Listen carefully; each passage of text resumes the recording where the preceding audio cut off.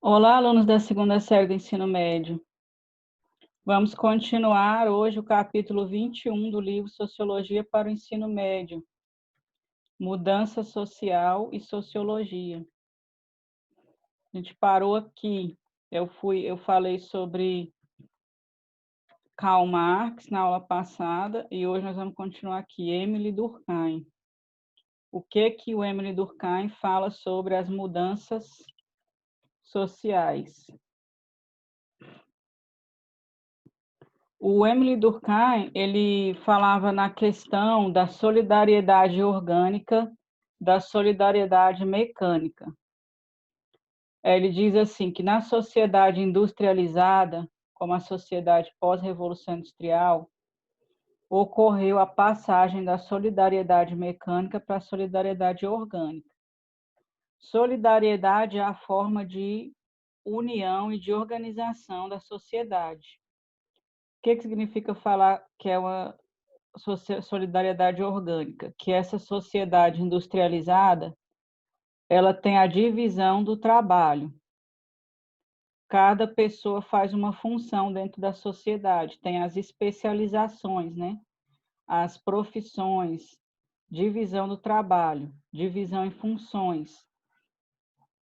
Então, vai ocorrer uma integração no mesmo modo que um organismo, por isso que ele chama de orgânica. Então, no organismo, cada órgão faz uma função, mas eles são interdependentes, eles estão interligados. Ele fala que assim funciona a sociedade industrial. Cada pessoa tem uma função, tem a divisão do trabalho, as instituições sociais são os órgãos que formam esse organismo social. Por exemplo, a pessoa que tem uma profissão, ela precisa das outras pessoas que são especializadas em outras profissões para realizar determinadas atividades.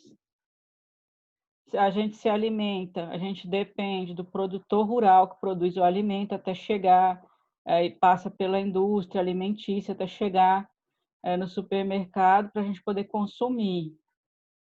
Então, eles falam assim, então a sociedade funciona igual um organismo. Todos são interligados, interdependentes, cada um fazendo sua função. E a solidariedade mecânica existia nas sociedades que ele chama de primitiva. Sociedade não industrializada, que seria um mecanismo, né? Funcionaria como um mecanismo. Essa que é a diferença. Aí ele fala que a solidariedade, a sociedade que tem a divisão do trabalho, ela tem vários fatores característicos, né? Fatores demográficos.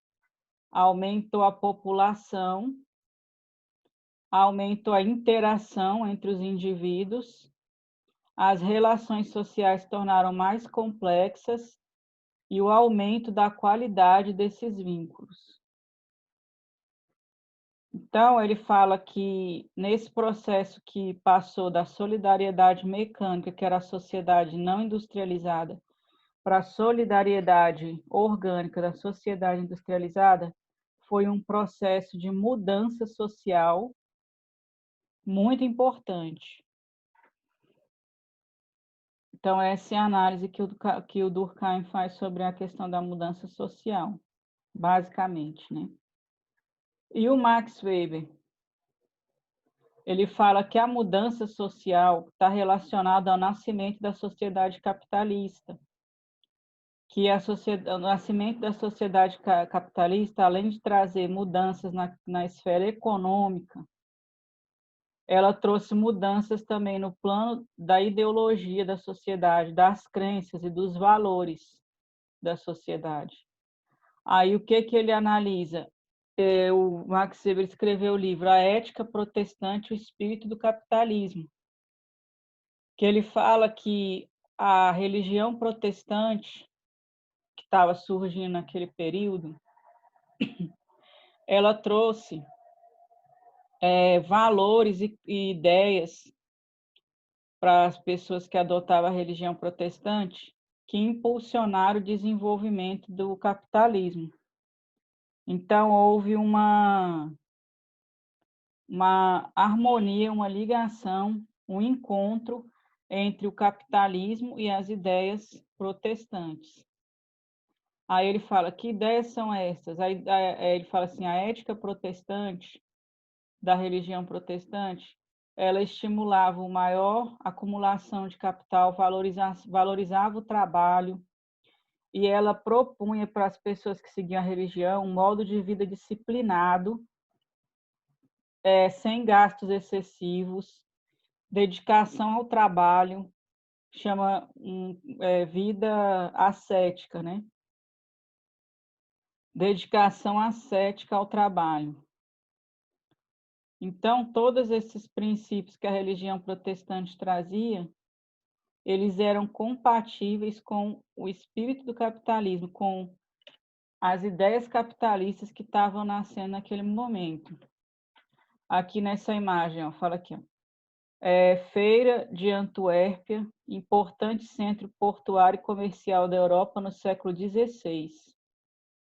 Então, ele fala, existe uma compatibilidade entre o capitalismo nascente e a ética protestante que valorizava o trabalho e as atividades da vida secular. O que são atividades da vida secular? A vida mundana, né? Trabalho, cuidar da família, poupar dinheiro, né? A dedicação ao trabalho. Então, os trabalhadores passaram a ver um trabalho como um valor em si mesmo. Além das condições econômicas, determinadas ideias e valores explicariam por que o capitalismo só se desenvolveu no Ocidente. Weber também declarou que a burocratização da sociedade é crescente, sendo um entrave a qualquer processo de mudança social. Então, a gente pensa assim, naquele período de surgimento do capitalismo, houve um encontro, né, com a religião protestante nascente. E a religião católica, ela incentivava as práticas comerciais, a dedicação ao trabalho? Não.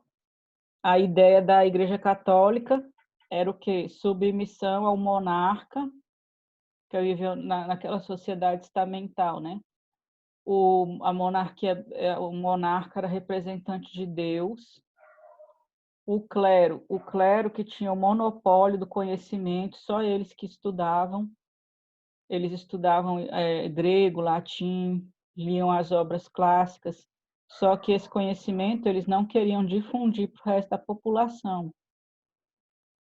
E qual era o modelo de virtude deles? Era a pessoa se isolar da vida mundana, né, dessa vida secular. Viver, por exemplo, lá no mosteiro, no convento, né? Então, não tinha nenhuma liga, não tem uma conciliação com esses ideais da religião católica com o capitalismo, como tem a religião protestante, né? Parece assim que aquela visão do protestantismo que era inovadora, porque era uma nova religião que estava surgindo, a religião cristã, ela se adequou exatamente ao momento onde estava se desenvolvendo a sociedade capitalista. Agora aqui, modernização e desenvolvimento. Progresso e desenvolvimento talvez sejam as palavras que melhor expressam a possível mudança social. Após a Segunda Guerra, percebeu-se que as desigualdades sociais, desigualdade entre as sociedades eram gritantes. Entre as sociedades, entre os países, né? Tinham países muito desenvolvidos e outros muito ainda atrasados, né? Algumas grandes vertentes teóricas tentaram explicar por que determinadas sociedades eram desenvolvidas e outras subdesenvolvidas. Aí aqui, quais são, a gente pode dizer que são essas vertentes teóricas? A teoria da dependência, que a gente já estudou na outra aula, teoria do subdesenvolvimento, que explica os países centrais, países periféricos. Eles explicam que é o quê? Por causa do processo histórico, né? O Brasil, por exemplo, ele foi colônia de Portugal Então, ele ficou na condição de fornecedor de produtos tropicais, né, produtos agrícolas tropicais, e isso fez com que o desenvolvimento dele econômico, industrial, e o desenvolvimento dele como um país independente fosse tardio. E isso foi só no Brasil? Não, em todas as colônias, né? Todos os países que foram colonizados pela Europa. Aí aqui a gente tem a teoria da modernização. Essas teorias da modernização, elas têm uma visão evolucionista da história, que elas acreditam que a sociedade passa de um estágio inicial para um estágio superior. Essa ideia de progresso, né, do século XIX, que eu já falei aqui no começo desse capítulo, Auguste Comte, né? Essas teorias utilizam os padrões de análise de Émile Durkheim e de Max Weber com nova roupagem. De acordo com essas teorias, as sociedades são tradicionais ou modernas, conforme as características que adotam. Para se transformar, passando para um estágio superior, essas comunidades atrasadas e subdesenvolvidas devem seguir os mesmos passos das sociedades industrializadas e desenvolvidas. O que é isso aqui? Etnocentrismo, né? Falar que, por exemplo, as sociedades europeias, quem são essas sociedades aí desenvolvidas? Europa, América, Estados Unidos, América do Norte, Estados Unidos principalmente, né? Europa, esses são os países dominantes. Então, eles seriam um modelo para os outros países que ainda não se desenvolveram. Então, a questão de etnocentrismo, de considerar algumas sociedades superiores a outras, né? Alguns países superiores a outros. Tais teorias definem a trajetória de todas as sociedades como linear. Presumem que as sociedades modernas, antes tradicionais, modernizaram-se porque mudaram sua mentalidade, sua maneira de ver o mundo. Aí, na década de 60, tem as críticas a essas teorias da modernização e tem as novas respostas, né? Que foram criadas lá pela Comissão Econômica para a América Latina, CEPAL, que a gente já estudou também na aula anterior, né? Capítulo 11 do livro Sociologia em Movimento, que fala por que acontece essa desigualdade geopolítica, né? Não é porque tem sociedades atrasadas e outras desenvolvidas, não é porque tem sociedades que são primitivas e outras que são desenvolvidas. É a questão da exploração de um país sobre o outro, que foi construído no processo histórico, né? Então, vou parar por aqui. Aqui a gente acabou esse capítulo. E aí vocês vão fazer o exercício. Tem 3 questões. E na próxima aula a gente vai continuar com o tema das revoluções. Até mais.